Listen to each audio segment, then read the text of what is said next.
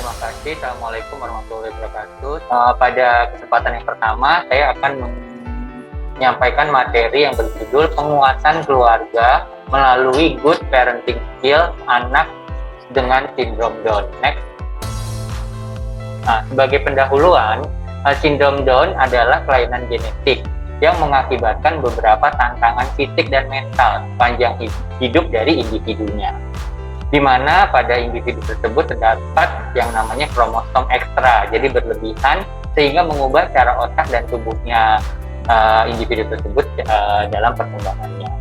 Nah, dari prevalensinya setiap tahun terjadi sekitar 1 dari setiap 700 kelahiran bayi, dan dari laporan di Amerika Serikat tahun 79 sampai 2003, ini data yang terakhir ya, jumlah bayi yang lahir dengan sindrom Down itu ternyata meningkat sekitar 30%, dan ini tidak diketahui penyebabnya apa.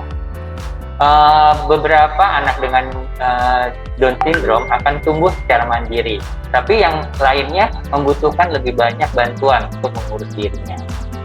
Nah, kelainan kromosom dari Down syndrome ini paling banyak dijumpai apalagi di Rumah Sakit Jiwa Suharto Herjan, di Poli Jiwa Anak dan Remaja, dan ini menjadi penyebab ketidakmampuan belajar bagi anak. Terus juga masih ada stigma bahwa ternyata banyak orang tua yang percaya bahwa anak DS atau Down syndrome tidak akan belajar bicara dan tidak akan bisa berjalan dan berlari. Padahal sebenarnya kalau kita optimalkan bisa. Next. Slide berikutnya adalah karakteristik dari sindrom Down.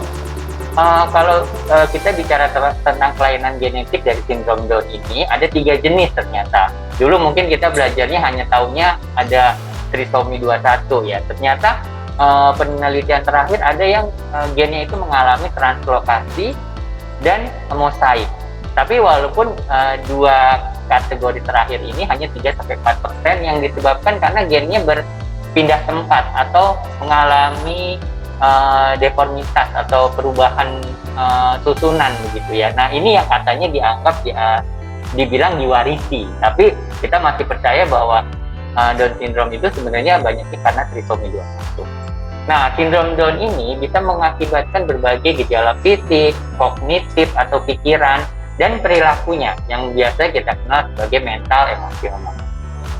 Kemampuan mentalnya juga bervariasi, yang kita bilang sebagai disabilitas intelektual, mulai dari ringan sampai sedang, atau kita bilangnya retardasi mental dalam berpikir, bernalar, dan memahami. Nah, individu ini tentu karena biasanya nempel sama retardasi mental, dia akan mengalami keterlambatan perkembangan, di mana yang awal kita kenal dengan delayed speech atau keterlambatan bicara dan kemampuan motorik. Nah, ini yang dari penelitian ditemukan bahwa 47,6% diagnosa sindrom Down baru dijumpai setelah tahun pertama kehidupan. Ini yang data terakhir. Next. Lanjut. Ya, sebagai gambaran fisik ya. Nah, anak dengan Down syndrome biasanya memerlukan waktu yang lebih lama untuk mencapai tujuan penting dalam tumbuh kembangnya. Istilahnya dia pasti keterlambatan nih ya, dari motorik ya, duduknya, merangkak, berjalan, berbicara, dan terakhir mengembangkan keterampilan sosial. Dan cenderung dia bukan nggak berkembang atau stagnan, tapi dia berkembangnya secara perlahan atau slow. Dan dia mempunyai resiko untuk beberapa kondisi medis. Nah, ini yang perlu menjadi catatan highlight-nya. Kemudian kalau dari penampilan, perawakannya biasanya lebih pendek dari anak lain yang usianya setara dengan dia. Terus tonus otot yang rendah atau hipotonia. Nah, ini sering tidak gitu jelas, tapi baru kelihatan setelah berkembangnya usianya. Nah, ini yang menarik ya, terkadang bayi dengan sindrom Down ini lahir dengan berat badan lahir rendah atau 1.500 gram atau sekitar 3,3 pon, yang dinamakan sebagai istilah berat lahir sangat rendah. Nah, ini yang perlu menjadi perhatian. Next. Nah, kalau kita bicara tentang komorbiditas medis umum, apa sih yang sering dijumpai? Yang pertama, masalah jantung. Jadi kita harus cek nih jantungnya. Ada masalah apa enggak? Biasanya ada, katanya jantungnya bocor lah, atau katupnya enggak menutup lah. Nah, ini yang dinding maksud saya ya, yang tidak menutup. Nah, ini yang perlu akhirnya nanti diperiksa. Terus masalah penglihatan dan pendengaran, yang mana ini akan mempengaruhi kemampuan dia dalam berbahasa dan pembelajaran. Nah, tonus otot yang tadi hipotonia menyebabkan masalah mengisap. Nah, nanti ini occupational ya, dan makannya, feedingnya, karena bisa mengakibatkan reflux gastroesofagal dan konstipasi. Ya, maksudnya otot-otot ininya ya, buang air besarnya. Terus hambatan keterampilan perawatan diri. Nah, ini nanti mungkin dari aspek keperawatan nih, makannya, berpakaiannya, bahkan buang air besar sama buang air kecilnya. Terus yang sering dijumpai adalah sembelit atau konstipasi, yaitu masalah yang banyak banget dijumpai pada anak Down syndrome. Dan ini yang menghambat sebagai gagalnya program toilet training. Ya. Nah, penelitian terakhir menunjukkan bahwa anak sindrom Down ternyata beresiko menderita penyakit Alzheimer di masa tuanya. Nah, kebetulan kita punya di sini layanan geriatri ya. Jadi nanti bisa mungkin continue kita bisa rawat di kemudian hari dengan Alzheimer. Tapi mudah-mudahan nggak seperti itu ya. Dan biasanya muncul lebih awal, yaitu usia 50 tahun. Next. Ya, sebagai aspek dari gejala perilakunya apa sih? Yang pertama adalah keterlambatan dalam perkembangan, yang tentunya kemampuan bicara dan bahasa, di mana dia bukan nggak bisa tapi tertunda, makanya harus diajarin. Terus masalah perhatian, inatensi, ya ini banyak banget ya. Kita sebagai pusat rujukan anak berkebutuhan khusus ya, sama juga kesulitan belajar, nah ini banyak menemukan masalah tersebut. Terus kesulitan tidur, temperamennya keras kepala. Nah ini emang bisa dibilang orang tua sering bilang, iya anaknya keras kepala dan mudah tantrum. Terus keterlambatan dalam kognisi atau daya berpikir. Toilet trainingnya yang tertunda, artinya susah diajarin, dan sebagian besar memiliki gangguan kognitif atau kita bilang retardasi mental dari yang ringan sampai sedang. Jadi nggak ada yang berat nih, ya. Terus memori jangka pendek dan jangka panjangnya juga berpengaruh, serta keparahannya bervariasi pada setiap individu. Next. Nah, sehingga kita memerlukan suatu strategi dalam good parenting skill ya. Sebenarnya good parenting skill ini adalah pola asuh yang bisa digunakan di setiap anak berkebutuhan khusus. Tapi kalau untuk Down syndrome ini kita tekankan kepada orang tua untuk menyampaikan bahwa Down syndrome itu nanti anaknya keterampilannya bisa tercapai, tapi ada waktunya. Dan ini penting sekali orang tua tidak membanding-bandingkan dengan teman sebayanya yang normal. Makanya perlu konsultasi ke klinik tumbuh kembang setempat. Nah, biasanya nanti ada dokter spesialis keluarga dan layanan primer ini akan berkoordinasi untuk dia dapat perawatan lanjutan. Nah, terus ada konselor genetik ya. Konselor genetik ini akan membantu orang tuanya menilai resiko memiliki anak kedua dengan Down syndrome. Jadi istilahnya persiapan kehamilan berikutnya, apakah bisa dilanjutkan atau stop untuk punya anak. Nah, ini juga perlu menjadi perhatian. Terus yang utama juga perawatan medis rutin untuk masalah fisik komorbidnya, dapat membantu mempertahankan gaya hidup yang sehat ya. Terakhir, mendiskusikan dengan tim layanan untuk program yang tepat bagi kebutuhan individu dari Down syndrome tersebut. Nah, misalnya di layanan daycare kesehatan jiwa anak dan remaja yang kita miliki di Rumah Sakit Jiwa Dr. Suharto Herdian. Next. Nah, ini beberapa terapi-terapi sindrom Down yang sudah banyak dirancang ya. Tapi biasanya ini sifatnya modifikasi dan harus dimulai sejak usia dini. Karena untuk mencapai potensi dari kemampuan penuh anak tersebut. Karena kalau nggak dimulai sejak awal nanti akan berdampak kepada psikopatologi yang lain. Jadi makin awal di terapi makin baik. Setiap individu tentu memiliki kebutuhan yang berbeda. Nah, ada 3 komponen utama. Yang pertama terapi fisik, terapi okupasional, dan terapi bicara.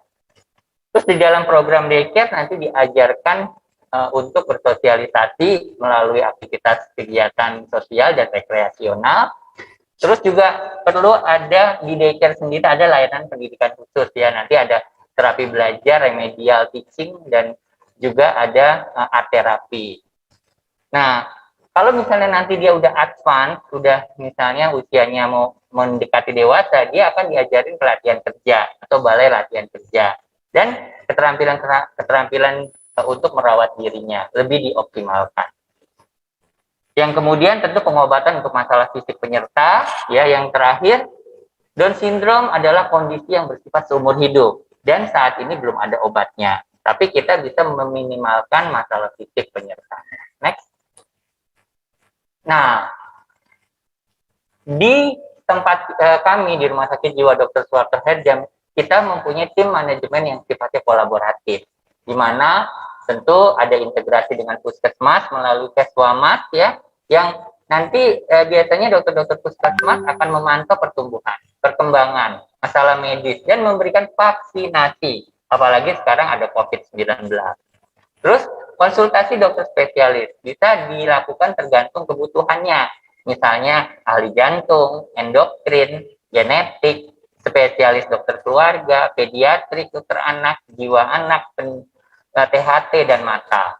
Terus rujukan juga diperlukan bila ada masalah penyesuaian yang lebih kompleks.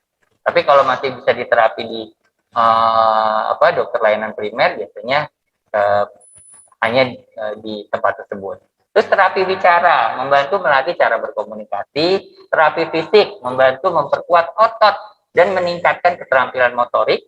Terapi okupasi, membantu menyempurnakan keterampilan motoriknya dan membuat tugas harian yang lebih mudah sesuai pencapaiannya. Terakhir, terapi perilaku, membantu mengelola tantangan emosional yang dihadapi dalam kehidupannya, biasanya bekerja sama dengan psikolog klinis khusus anak. Next.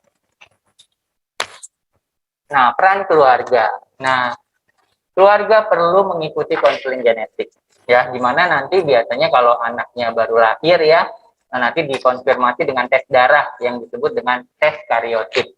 Nah, kemudian ini juga nanti keluarga tersebut diedukasi untuk nanti monitoring kesehatan dari anak tersebut, baik fisik maupun mental. Terus ada penelitian nih yang menggunakan penilaian self-perceived health, ya, pada orang tua dengan anak Down syndrome menggunakan instrumen SF36. Ternyata ibu-ibu yang memiliki anak Down syndrome menghabiskan lebih banyak waktu secara bermakna dalam merawat anaknya dibandingkan dengan ayahnya. Jadi ibunya punya peran yang benar-benar luar biasa dan ternyata memiliki skor yang lebih rendah dibandingkan ibu yang mempunyai anak normal dan terutama dalam domain vitalitas fisiknya dan kesehatan jiwanya. Jadi dalam penelitian tersebut disimpulkan bahwa ternyata ibu-ibu yang memiliki anak Down syndrome menunjukkan kesehatan yang lebih buruk daripada pasangan mereka atau ayahnya dan ibu dari kontrolnya. Next. Ya, kita perlu screening sindrom Down. Nah, screening ini bisa dilakukan pada masa kehamilan, ya, biasanya lewat pemeriksaan antenatal. Terus trimester pertama, ya, ini ada tes-tesnya, ya. Terus trimester kedua dan tes-tes lain. Misalnya dengan tentunya dengan pemeriksaan yang aman, ya. Biasanya ada tes prenatal sebelum kelahiran yang disebut screening dan tes darah atau ultrasound. Jadi USG, tes pencitraan untuk mencari penanda-penanda yang menunjukkan apakah anak ini Down syndrome atau tidak pada saat masih di dalam kandungan. Next. Nah, kita juga perlu mengembangkan sumber daya pendukung. Jadi, strategi yang penting dalam pola asuh orang tua yang memiliki anak Down syndrome adalah berpartisipasi dalam konseling atau bergabung dalam kelompok tua bantu atau pendukung, di mana dia akan mendapatkan ilmu, gitu ya, dan bisa mempersiapkan diri untuk membesarkan anaknya dengan melihat pola asuh orang tua lain yang memiliki anak Down syndrome. Nah, di juga bisa berbicara dengan orang tua lain yang tentang pengalaman orang tua lain hidup dengan anak Down syndrome. Terus bisa sharing pengalaman, berbagi saran praktis dalam mengatasi gimana sih cara kalau lagi tantrum anaknya, naik turun emosinya, terus rasa frustasi dan hal-hal lain yang dialami oleh orang tua dan mungkin kegembiraan dan penerimaan. Prinsip tentunya dengan sharing ini, dengan adanya sumber daya pendukung, menemukan tempat bahwa orang tua itu tidak sendirian. Nah, kenapa ya? Karena nanti di sana diajarin tentang penjelasan tentang kromosom tadi yang bermasalah tadi, yang ekstra tadi, yang mana berkaitan dengan keterlambatan perkembangan mental dan fisik anak serta peningkatan risiko untuk masalah kesehatan. Sehingga perlu nanti juga manajemen yang kolaboratif dengan dokter lain. Next. Nah, reaksi orang tua biasanya pada awal ketika anaknya dilahirkan ya merasa ada kehilangan, rasa bersalah, rasa takut, nanti harus bagaimana gitu ya. Nah, makanya perlu berbicara dengan nanti profesional kesehatan yang kemudian dia bisa mengatasi kekhawatirannya dan menemukan cara bahwa ke depan ada hal yang lebih baik atau istilahnya bersyukur gitu ya.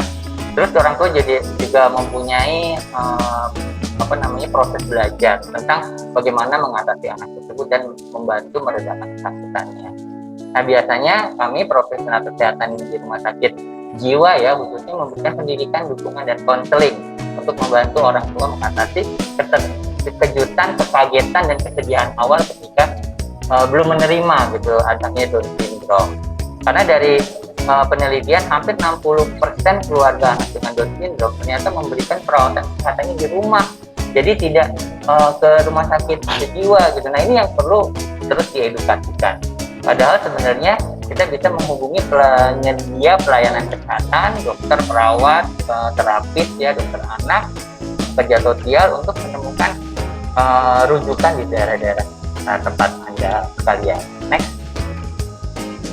Nah, terus yang penting juga pendidikan. Biasanya kalau di luar negeri, anak-anak Down syndrome yang berusia 3 tahun itu akan dijamin untuk mendapatkan layanan pendidikan di bawah Undang-Undang Pendidikan Individu dengan Disabilitas atau IDA, ya, di mana sekolah lokal harus menyediakan tempat pendidikan yang sesuai secara gratis di lingkungan yang paling tidak membatasi dan program pendidikan individual.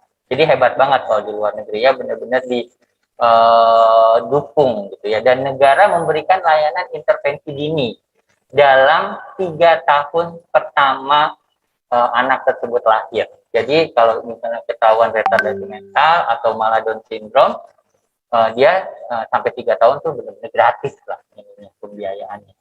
Terus kebutuhan pembelajaran juga yang paling baik tentu harus dilakukan dalam program khusus, yaitu kita punya daycare ya. Anak-anak ini akan bisa juga mengikuti sekolah biasa dan biasanya bisa beraktivitas bersama-sama dengan anak-anak sebayanya di sekolah inklusi ya, di mana sekolah inklusi ini adalah sekolah yang menerima anak-anak normal di kelas reguler tapi maksimal punya kapasitas untuk 2 anak ABK.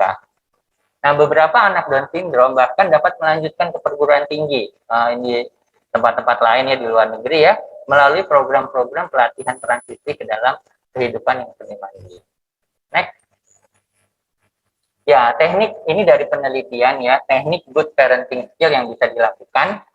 Yang pertama adalah praktek penerimaan atau acceptance, ya, di mana orang tua itu mendukung anak kita gitu ya, di mana orang tua bisa memandang anak mereka itu sebagai manusia yang berharga, dan persepsi ini akan membentuk dukungan orang tua untuk bisa mengawasi atau mendampingi perkembangan anaknya dan melakukan interaksi sosial. Yang kedua, praktek mengelola kehidupan keluarga kami, di mana dalam praktek ini orang tua bertindak untuk mengelola kehidupan keluarga, waspada terhadap anak, mungkin tadi masalah-masalah fisik, membentuk kerangka praktis dan logistik kehidupan harian, jadi istilahnya juga ada tambahan-tambahan yang lain yang bisa menyeimbangkan kegiatan di rumah dan di sekolah. Nah, di luar negeri, sejak usia 1-5 tahun biasanya masalah toilet training dan buang air besar, buang air kecil ini harus didiskusikan dalam setiap kunjungan konsultasi. Jadi misalnya datang ke terapis gitu ya, gimana toilet trainingnya? Nah, ini benar-benar harus di-push banget karena anak-anak ini kan hipotonia tadi ya, motoriknya nggak bagus. Terus juga di tempat kami akan memberikan pengarahan kepada sumber daya pendukung lain, di mungkin sumber daya misalnya LSM ya, untuk mendukung, kan banyak di sini ada kelompok Down syndrome, keluarga dengan peduli Down syndrome ya, untuk membantu orang tua. Nah, biasanya yang kalau di luar negeri itu dari sejak lahir udah ketahuan Down syndrome, dia itu udah dikasih brosur-brosur gitu, buklet-buklet untuk kesiapan. Next. Nah, ini dari penelitian ya, ternyata ini yang masih dianggap sebagai penyebab utama ya, di mana usia ibu dan Down syndrome sangat berhubungan. Jadi anak-anak yang lahir dari Down syndrome biasanya mempunyai ibu di atas usia 35 tahun ke atas. Jadi ini masih yang menjadi acuan dari buku. Next. Nah, masalah psikososial. Nah, hampir dari 40% keluarga anak Down syndrome memiliki anggota keluarga yang akhirnya berhenti bekerja karena kondisi anak tersebut. Nah, ini yang hampir banyak nih. 40% juga mengatakan akhirnya menjadi masalah finansial. Nah, sehingga perlu keluarga yang tahan banting, yang mana bisa mempengaruhi secara langsung fungsi keluarga, dan dukungan sosial dan tuntutan keluarga menjadi bisa tertangani. Terus kebutuhan prasekolah, mengajarkan keluarga untuk keterampilan mengurangi stresnya gimana sih kalau punya anak Down syndrome, memperkuat ketahanan keluarga, dan memobilisasi jaringan pendukung sosial untuk menjaga keseimbangan fungsi keluarga. Next.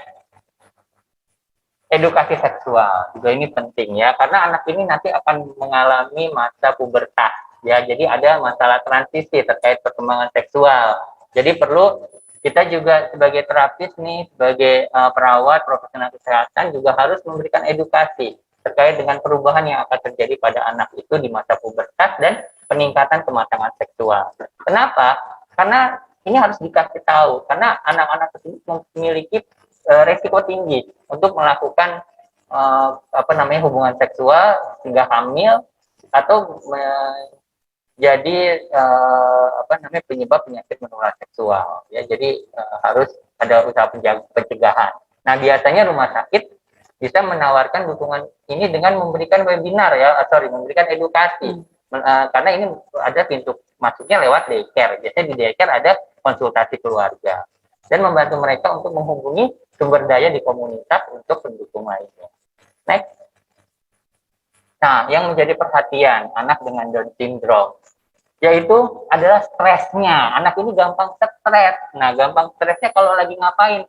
Yang pertama nih, barusan saya dapat konsultasi karena anaknya jadi ngamuk, jadi tantrum karena kelahiran saudara kandung. Jadi sibling rivalry ya. Nah, itu bikin stres tuh buat anak Down syndrome. Terus awal masuk TK sama SD, masuk SMP juga, dan awal pubertas. Jadi hormonalnya akhirnya berpengaruh. Kemudian masalah perilaku banyak sekali ditemukan dalam anak-anak Down syndrome, di mana banyaknya sekitar 30% dibanding dengan 10% kalau anaknya yang berkembang secara normal. Nah, setengah dari anak-anak Down syndrome memiliki resiko setengah kali lebih banyak mengalami psikopatologi dibanding dengan teman sebayanya yang normal. Terus masalah perilaku anak-anak tersebut bisa menjadi persisten atau menetap dan menjadi lebih bermasalah di masa dewasanya ketika tidak ditangani secara awal. Yang next. Nah, ini daycare-nya. Nah, pelatihan keterampilan sosial di daycare. Nah, ini adalah mengembangkan kemampuan perilaku prososial. Kenapa? Karena anak-anak Down syndrome itu ternyata lebih mudah berbagi dan terlihat sabar, santun, ya, suka mengerjakan tugas, dan sebenarnya interaktif dalam perilakunya kalau nggak tantrum, ya, dan juga bisa melakukan aktivitas kelompok.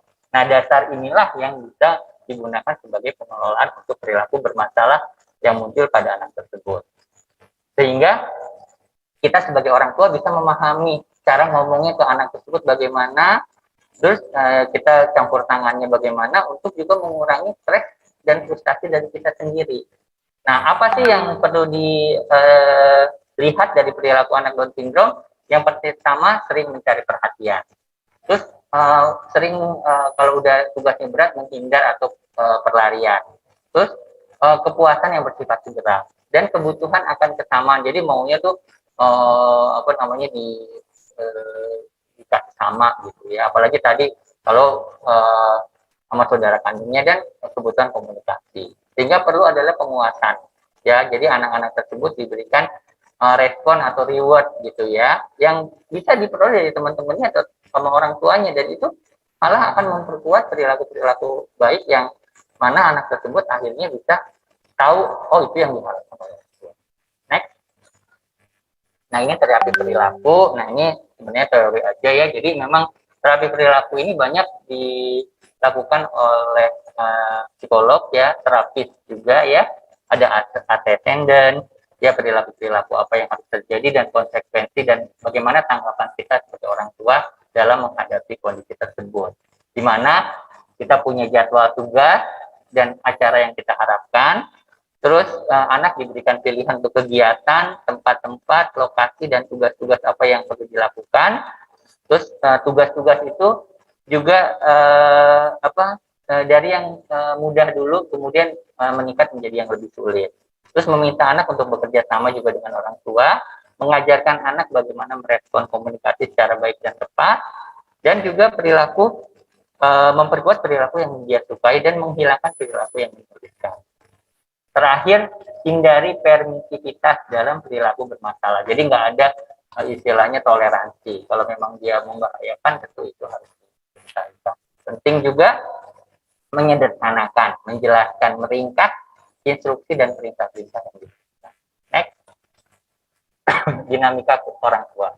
Nah, yang pertama, orang tua itu harus tahu dan akhirnya bisa paham bahwa oh, anak saya Down syndrome ya. Jadi bagaimana mengkomunikasikan diagnosis Down syndrome ini kepada orang tua emang perlu dengan cara yang baik, dan karena sensitif banget ya, karena nggak mau dibilang anak saya pernah ketemu saya dibilang, dok anak saya bukan autis kan, anak saya bukan retardasi mental kan, anak saya kan cuma autis ya dok ya, padahal jelas-jelas Down syndrome. Jadi dia nggak mau nerima Down syndrome. Dan 44% orang tua melaporkan bahwa mereka tidak memiliki kecurigaan sama sekali waktu anak Down syndrome-nya lahir. Dan 70% ternyata bersyukur atas kelahiran anak mereka. Tapi ibu-ibunya 80% melaporkan bahwa suami dan pasangannya bersama-sama mereka saat diagnosis pertama kali dibahas ya, dan sering ya itu terjadi akhirnya perselisihan. Ya misalnya ini bukan anak saya atau apa gitu ya. Nah ini yang dari penelitian ternyata Down syndrome ini